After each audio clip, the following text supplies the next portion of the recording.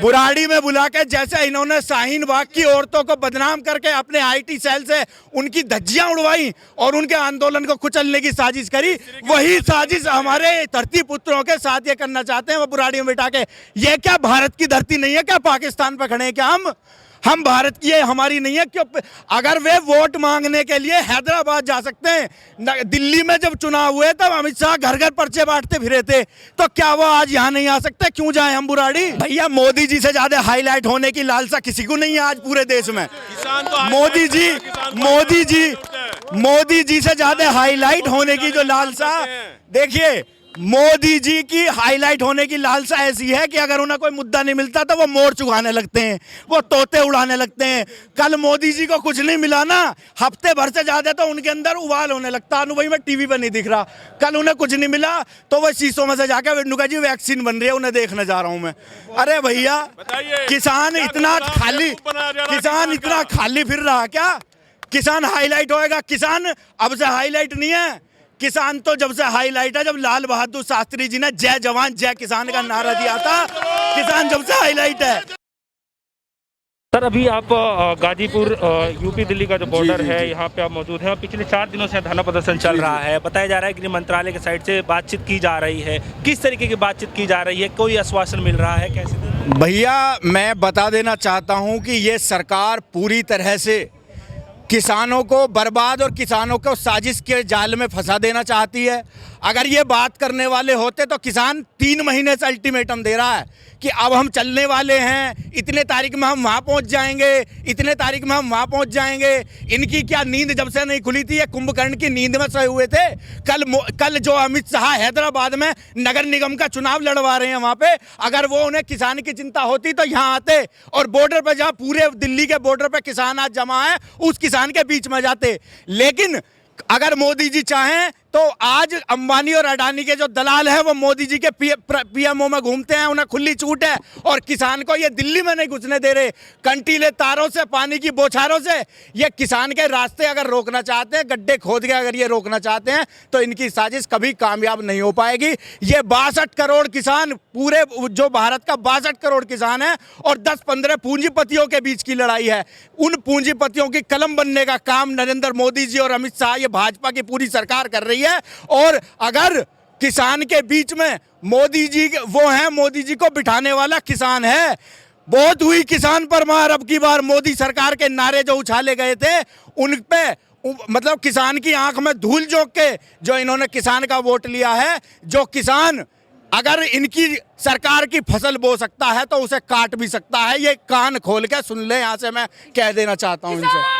करने के लिए तो भैया बात करने की इनकी कोई मंशा नहीं है। बुराड़ी में बुला के जैसे इन्होंने शाहीन बाग की औरतों को बदनाम करके अपने आईटी सेल से उनकी धज्जियां उड़वाई और उनके आंदोलन को कुचलने की साजिश करी, वही साजिश हमारे धरती पुत्रों के साथ ये करना चाहते हैं। वो बुराड़ी में बिठा के, ये क्या भारत की धरती नहीं है क्या? पाकिस्तान पे खड़े हैं क्या हम भारत की है, हमारी नहीं है क्यों?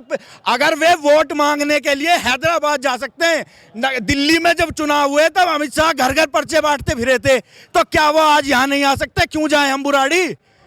क्यों सरकार का नुमाइंदा आके हमसे यहाँ बात नहीं कर सकता? मैं पूछना चाह रहा हूँ, क्या वोट मांगने के लिए ही इनकी जो है विश्व की सबसे बड़ी पार्टी है ये? अच्छा, मन की बात में भी हाल ही प्रधानमंत्री जी ने कहा कि हित के लिए लाया गया आप लोगों के लिए, आप लोगों को कोई विपक्ष के लोग भड़का रहे हैं जिसकी वजह से? भैया नहीं है बिल, कोई विपक्ष नहीं भड़का रहा। 62 करोड़ किसान जो आज ये पड़ा है, ये विपक्ष ने बैठा दिया क्या? विपक्ष की औकात 50 सीट की है आज। विपक्ष की औकात हिंदुस्तान में 50 सीट की है आज। किसान को नहीं, मैं इनसे ये मूर्ख, ये किसान को मूर्ख समझ रहे हैं। जो आरएसएस की किसान विंग है, इनका अकाली दल जो इनका सबसे पुराना सहयोगी है, क्या उसे भी कांग्रेस ने भड़का दिया? क्या उसे भी विपक्षियों ने भड़का दिया? ये अपने लोगों को समझाने में नाकाम रहे, और किसान अगर अपने दिल की आवाज कह रहा है तो आज ये कह रहे हैं कि किसान विपक्ष के भड़कावे में आ रहा है। ये पूरी तरह से ये साजिश की जाल में फंसा देना और घिनौना षड्यंत्र किसान के साथ करने का काम किया जा रहा है। किसान को पूंजीपतियों 10-15 पूंजीपतियों का बंधुआ बनाने की प्रयास किया जा रहा है। ये 62 करोड़ किसान और 10-15 महापूंजीपतियों की लड़ाई है। ये पूंजीवाद के आज के जो तारीख में ये आंदोलन चल रहा है, ये तय करेगा कि भारत का जो भारत है वो किसान से चलेगा या 10-15 पूंजीपतियों की कलम से चलेगा। अच्छा, उत्तर प्रदेश में योगी आदित्यनाथ जी किसानों को 6-6 हज़ार रुपए दे रहे हैं, कह रहे हैं कि उससे काफी भला हो रहा है किसानों के लिए, डंका बज रहा है। किसी को नहीं मिला किसान को। भैया किसान यहाँ पर किसी को मिला हो तो बता दें, किसी को किसान को 6,000 नहीं। सब झूठ। देखिए मोदी जी ने 2 करोड़ रोजगार प्रति वर्ष भी दे दिए, मोदी जी ने 15 लाख भी भिजवा दिए, मोदी जी ने 6-6 हजार रुपए भी दे दिए, और अभी 4 महीने पहले मोदी जी ने 20 लाख करोड़ का पैकेज दिया था, वो भी देश में बट गया। जब सब कुछ खुशहाली हो रही है तो ये जीडीपी माइनस में क्यों जा रही है, हमें कोई ये तो बता दो। हैं ये मैं बता देना चाहता हूँ, कोरोना काल में सिर्फ कृषि क्षेत्र ऐसा है जिसने सकारात्मक जो है उन्नति करी। सारे जो ये पूंजीपतियों की जेब में बैठे हुए मोदी जी आज ये किसान की बर्बादी के एनकाउंटर वारंट निकाल रहे हैं। ये मैं ये पूछना चाहता हूँ, सभी उन्हीं अंडानी अंबानी ने इसी लॉकडाउन में कुछ नहीं किया, सिर्फ धरती पुत्र ने अपना पसीना बो के जमीन में इस देश को ऊपर रखने का काम करा। और किसान 70 साल से आज जहाँ तक पहुँचा है, ये उसे वही 70 साल पुरानी व्यवस्था में धकेल देना चाहते हैं। मोदी जी से मैं आपके माध्यम से यही कहना चाहूंगा कि इस किसान ने आपको वोट देकर ऊपर पहुंचाया, इसका गला मत काटो। बीजेपी के प्रवक्ता ये कह रहे हैं कि किसान हाईलाइट होना चाहता है, इसलिए दिल्ली के जंतर मंतर जाना चाहता है, तो क्या वाकई में आप लोग हाईलाइट होना चाहते हैं? भैया मोदी जी से ज्यादा हाईलाइट होने की लालसा किसी को नहीं है आज पूरे देश में।